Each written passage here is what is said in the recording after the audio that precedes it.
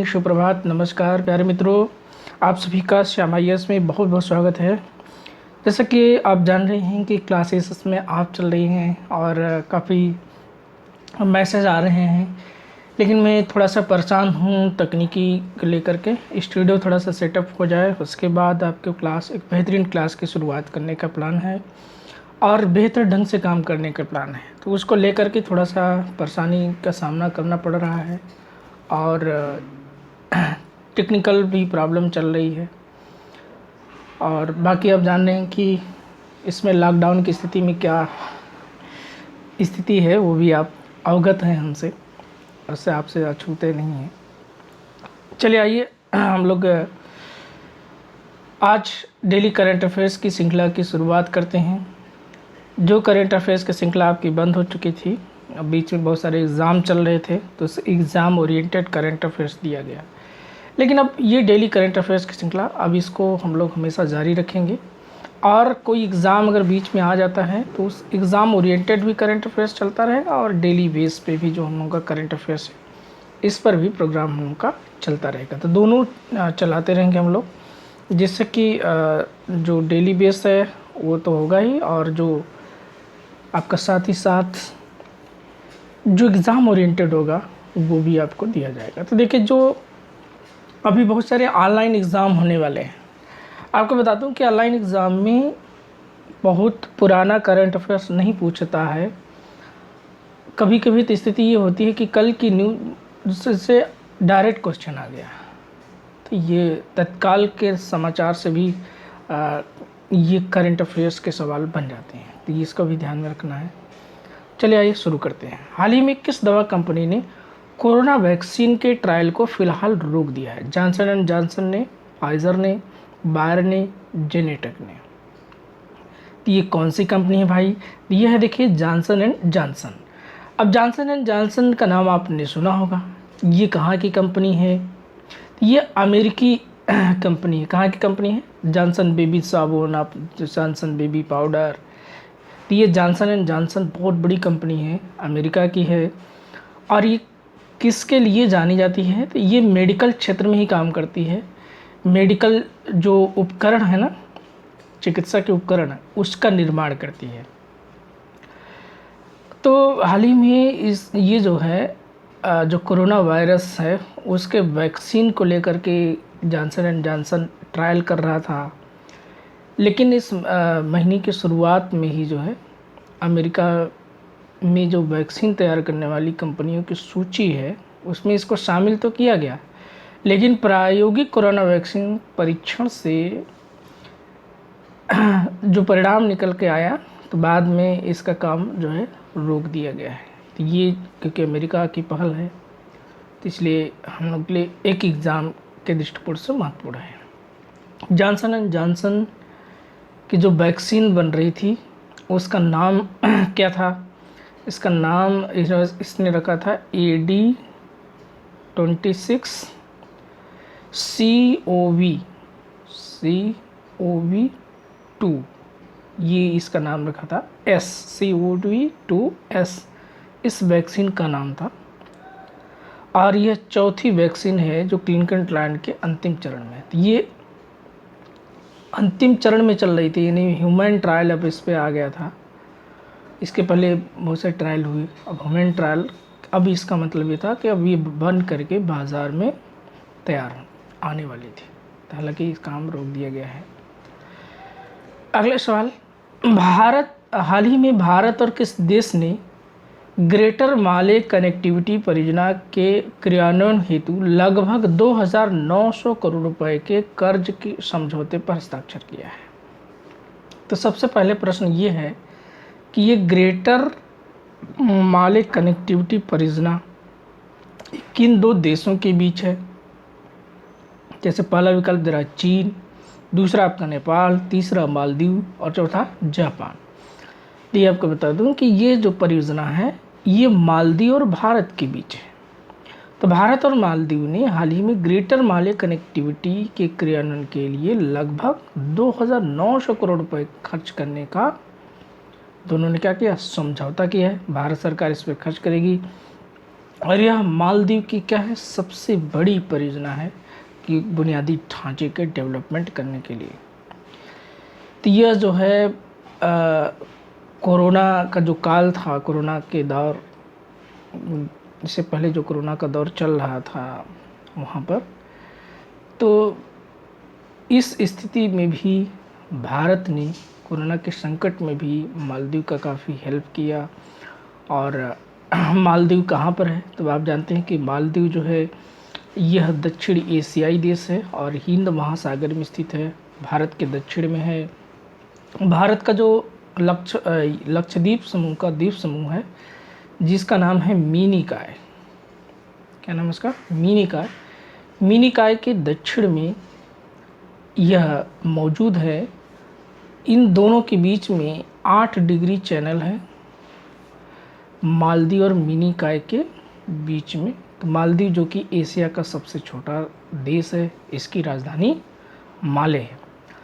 और यहाँ पर प्राचीन काल से ही यहाँ की जो भाषा है, संस्कृति है, धर्म है, ये सब जो है भारत के साथ काफ़ी साझा तालमेल है, काफ़ी मिलती जुलती चीज़ें आपको यहाँ पर मिलती हैं। और यह किससे निर्मित है, ये भी सवाल आपसे पूछा जाता है। तो यह प्रवाल भित्तियों से निर्मित द्वीप है। किससे निर्मित है, प्रवाल भित्तियों से निर्मित द्वीप है आपका ये मालदीव, जैसे कि हमारे यहाँ का लक्षद्वीप।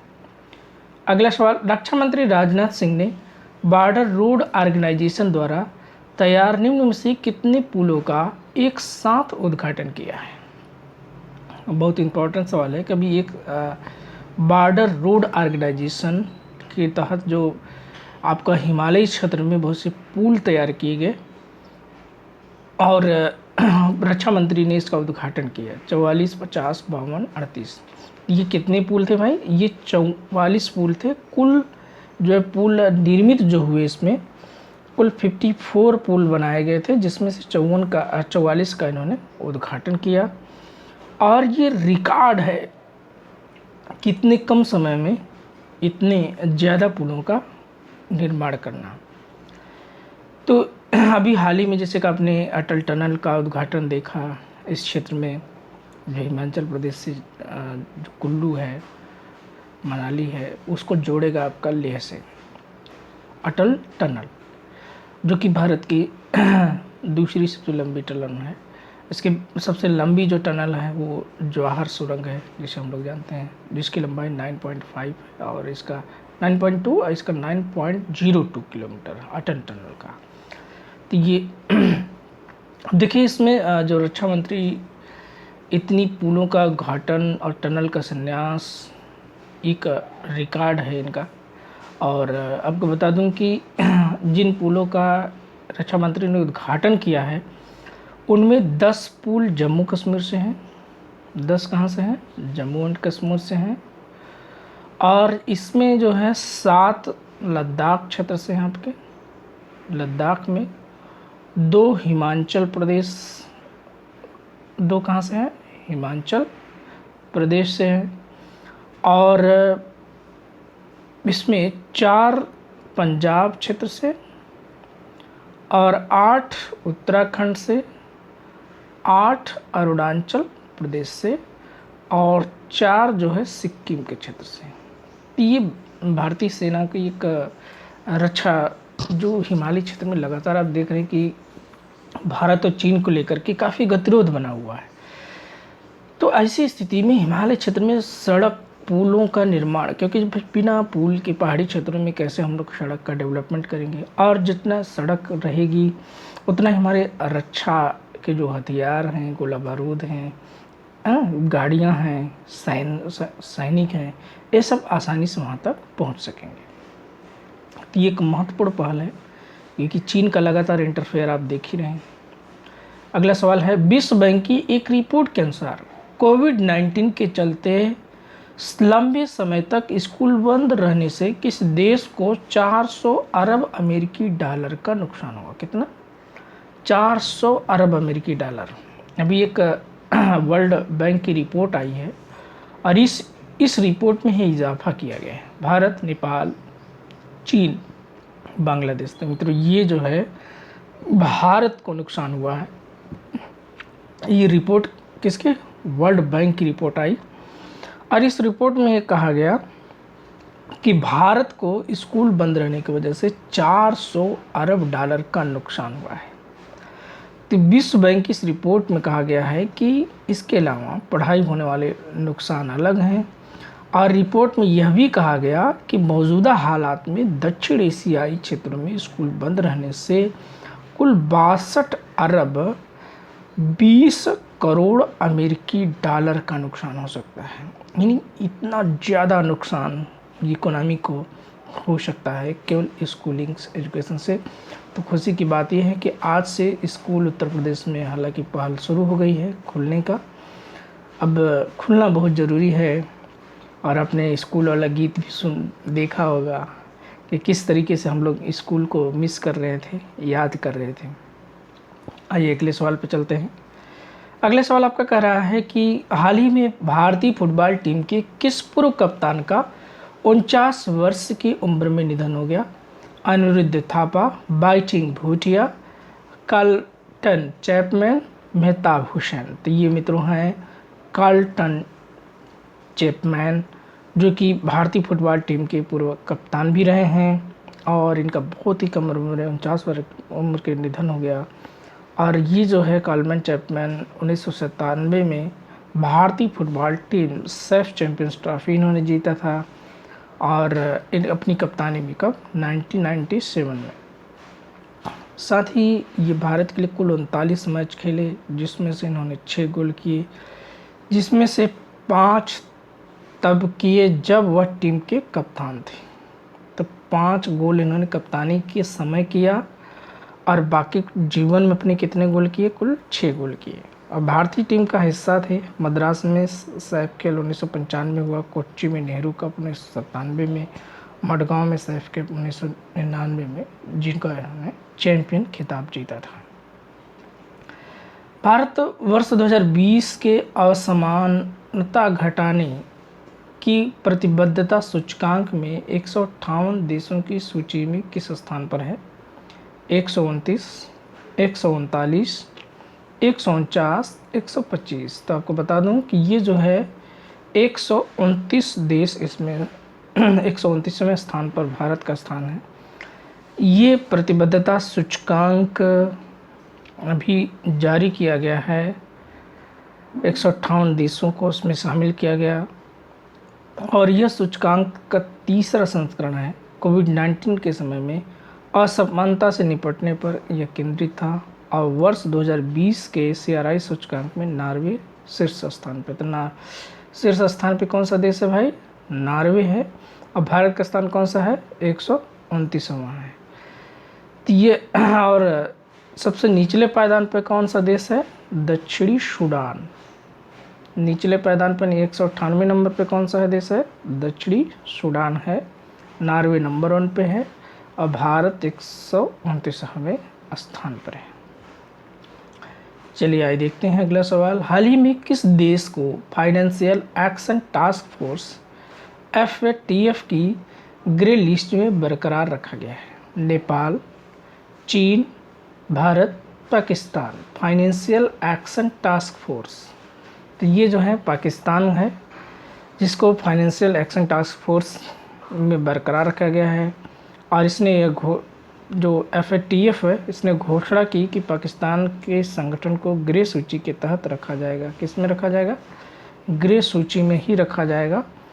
और FATF के दक्षिणी एशिया प्रशांत समूह जो है, जिसमें बोलते हैं हम लोग flow of report of mutual evolution of Pakistan, इस शीर्षक से एक रिपोर्ट प्रस्तुत की और पाकिस्तान को ग्रे लिस्ट में डालने का फैसला इस रिपोर्ट के आधार पर लिया गया। किस रिपोर्ट के आधार पर? Flow of report on mutual evolution of Pakistan.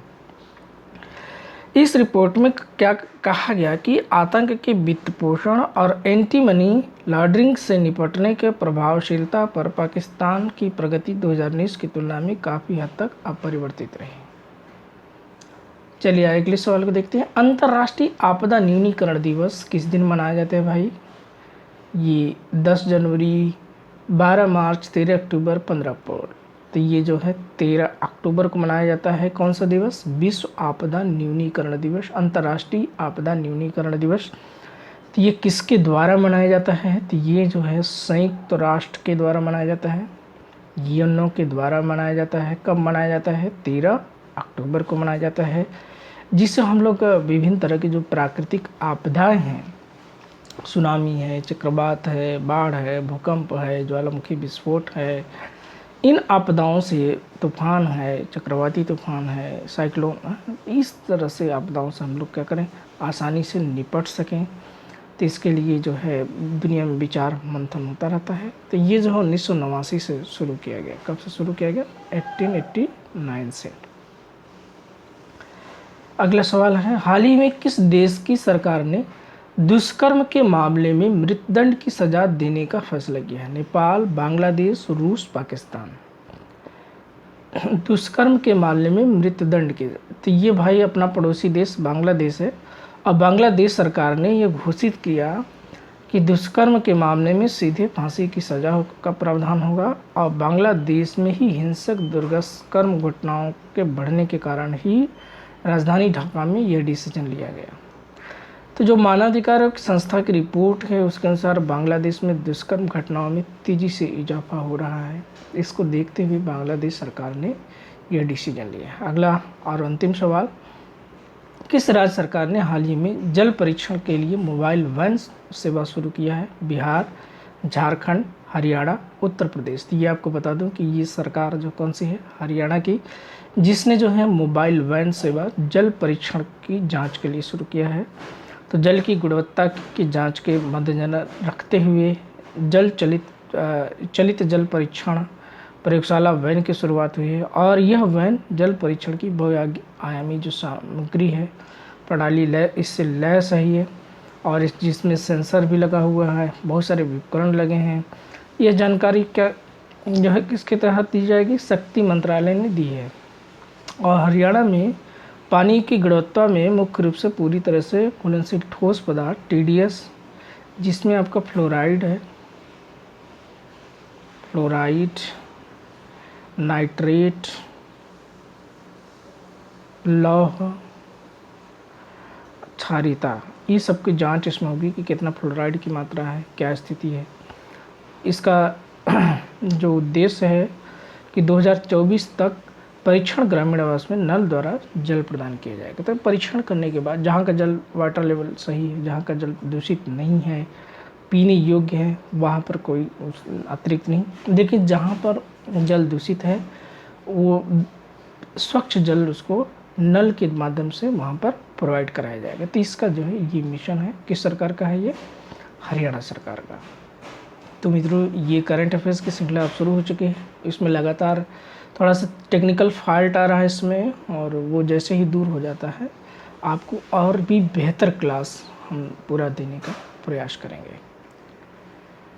तो आज की क्लास यहीं तक। वीडियो पसंद आए तो शेयर ज़रूर करिएगा। नमस्कार।